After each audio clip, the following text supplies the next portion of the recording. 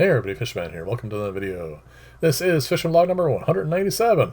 And as you can see here, the OB zebra fry that I had over in the 20 on the other end of the fish room that were getting way too big for that tank are now in this nice big 7-foot tank. And the first thing they did when they got in here is they started really growing, which is nice. They're keeping reasonable behavior when it comes to the Hatborlei. They're all getting along, which is nice. And as you can see, this aquarium needs a bit more attention. I cleaned out that one filter a little while ago, but this one here really needs to be cleaned. And that's another thing I need to mention. I'm pretty sure I am not going to have all the tanks clean for the 200. I'll still give you guys the big tour, because I said I would. And, well, you know, there are probably about a half a dozen tanks that are just in terrible condition at the moment, because I don't do anything with them. But I'll show it all to you anyway. Maybe I will have some incentive at some point to do a little extra work on them.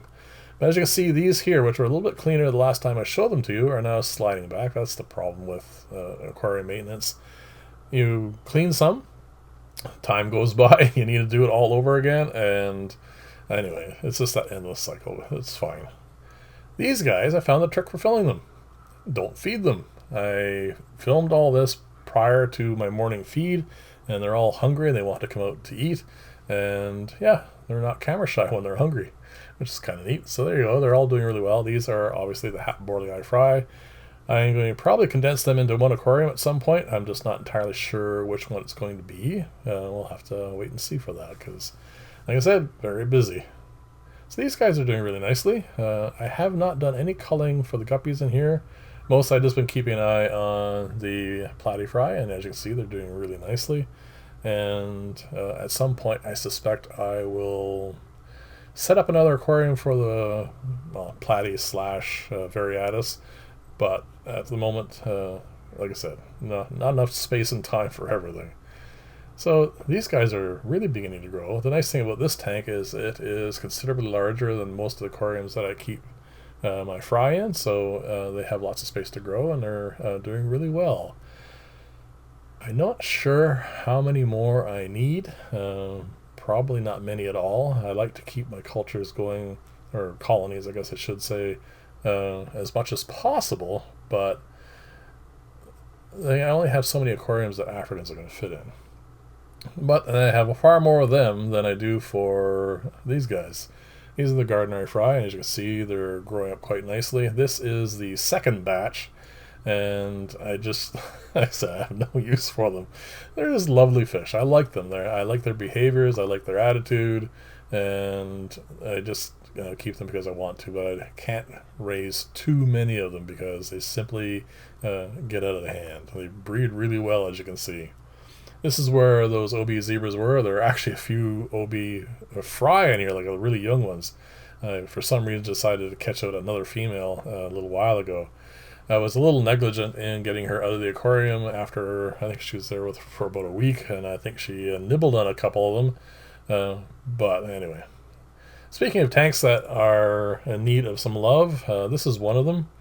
I haven't maintained or done anything to this aquarium in probably a year and a half, 2 years, maybe a little bit longer. As you can see, its neighbor here is doing really well because I stripped this tank down completely. Mostly so I could find these guys here, which are the coolie loaches, and it's actually kind of nice to be able to see them now. And I'm quite happy that I did that, and I really do need to clean up the angel tank because, well, I do want to breed them. And yeah, I've got the culturing really down nicely now, but I'm going to start off testing it with these two zebras. I'm going to set them up to breed, and then I want to see pretty much how well I can do raising them on all the paramecia and cyclopses I have, and then of course switch them to newly hatched brine shrimp. Hooked up this pump, it's running now. I just wanted to make sure it's it's an old pump, so I want to make sure it keeps working. It's fine. Those cultures are doing really well.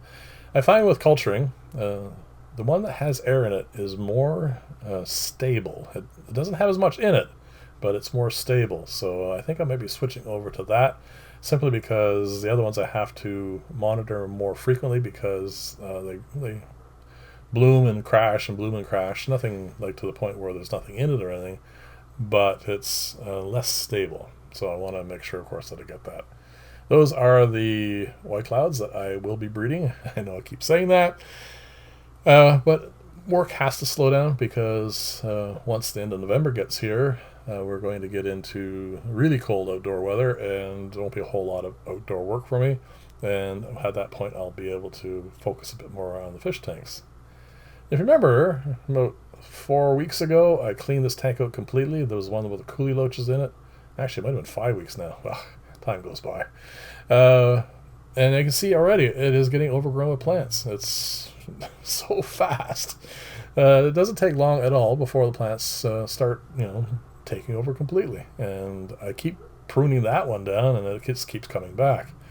I am going to moderate to some extent how many plants I keep in fish tanks going forward, just so that I can keep ahead of it. That's my really only main goal, because plants are wonderful until they get out of hand. These guys are breeding quite nicely. This is a slightly different strain than the rest of them that I have. And again, I don't really pay too much attention to it, but they're healthy. They swim quite well. And a little bit of variety in color and everything is always really good for client tanks, that's for sure. This is the first time I was breeding these guys. They're way past any kind of need for anything. They do quite well. I have been keeping a little bit of an eye on this because, for one thing, you can see there's some hydras in there, which is not a big deal considering their size. But I'm kind of concerned they're going to start breeding, and then I'm going to end up with even more of them. So there's literally no way to stop them, but I just want to keep an eye on it. I really want to change where this filter is because I have now cleaned that one out. It is nice and clean. I'm going to let it percolate for another week or two, and then I'm going to move that box filter somewhere else. We'll see. I'm not sure. I have obviously those other tanks to clean, and they may go in one of those. This one here is actually not doing as well as I'd like. It's you can see up in the upper right there is a male. It's just not kind of listless. I'm not sure what's going on in here. I'll have to spend a bit more time in my fish room and have a look at that. But for the most part, most aquariums are doing really well. Even this one here, which looks really dirty all the time. Plecos aren't breeding at the moment, but they are healthy and happy and doing the things that they normally do. So I'm not going to worry too much about it. I will set up some pairs to breed at some point, and I'm going to show you the back end of this as the last thing I'm going to show you. This one's been cleaned out, which is nice. It's doing, again, what it always does. It grows lots and lots of Java fern. And this is the one I just cleaned out, and it will obviously do the same as well. So thank you very much for watching. Leave comments, let me know what you think about all this, and I'll see you in the next video, and bye for now.